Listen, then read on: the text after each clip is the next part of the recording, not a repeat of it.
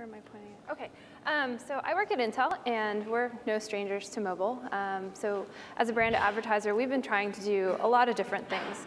We started with a WAP site, and we just recently launched a more rich mobile experience in order to provide information around our core processors that recently launched this year. We've been doing search engine marketing in the mobile space. We've been trying things with QR codes, particularly in Europe. There's a really cool example here in Germany where you could use a QR code in order to download an application that would help you uncover the processor inside different devices that you had. And we've also done some applications in the US around postcards of the future, which aligns to our most recent advertising campaign called Sponsored of Tomorrow. And we've also been doing some display advertising. We've done a really cool project that we'll talk about today with the Hyperfactory.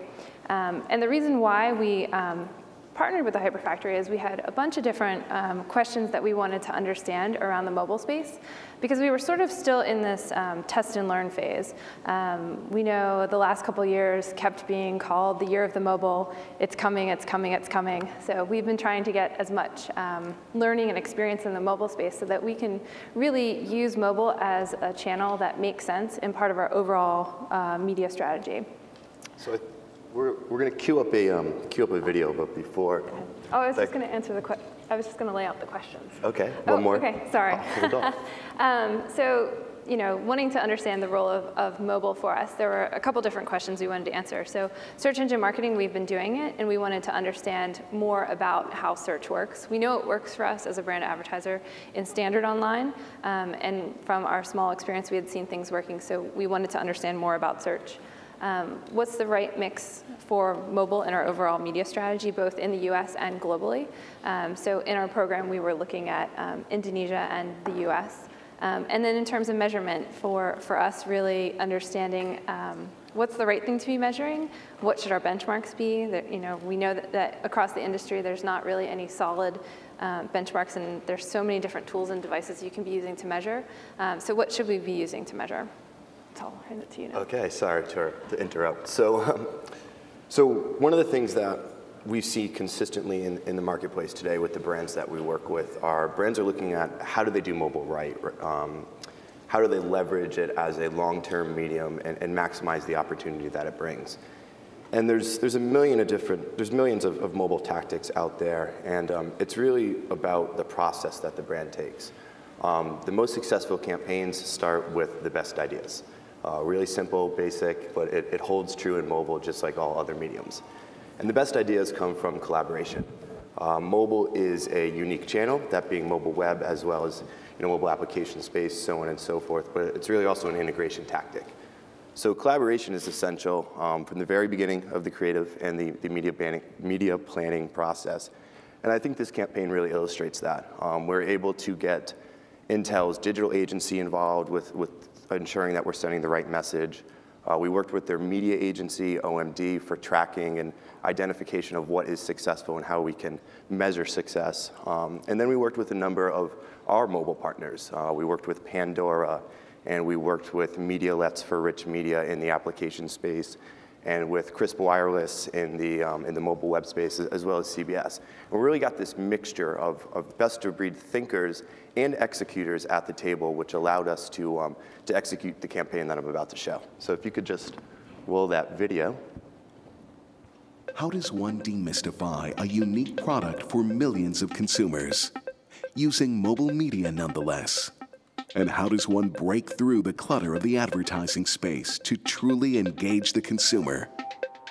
Intel, the sponsors of tomorrow, have challenged us to do just this with their newest line of microprocessors, the 2010 Intel Core family. And this is how we delivered. Just as Intel pushes the boundaries of computing, we push the boundaries of mobile browsers with our Intel Configurator. The Configurator leveraged the touchscreen feature of the iPhone to offer a simple drag-and-drop interface that would pair consumers with the best Intel Core processor for their digital lifestyle. This experience was then mirrored with rich media expandable units across CNN, CBS, and Pandora. Nearly every consumer who expanded the ad interacted with the Intel Configurator. Intel found a unique partnership with Pandora. Consumers were able to configure and personalize their very own Intel Core radio station based on their own musical preferences. This resonated well with the Pandora audience, as the response rates of the radio station configurator were 10 times higher than the Pandora placements with general messaging. Around the world, in Indonesia, since iPhones are not widely used, we adapted the configurator to support all mobile devices so that no mobile was left behind. These consumers actually spent more time with the configurator than US consumers. In fact, 1/3 of users that discovered their processor went on to view its technical specs. This proves that effective media can break through the clutter of a highly mobile market.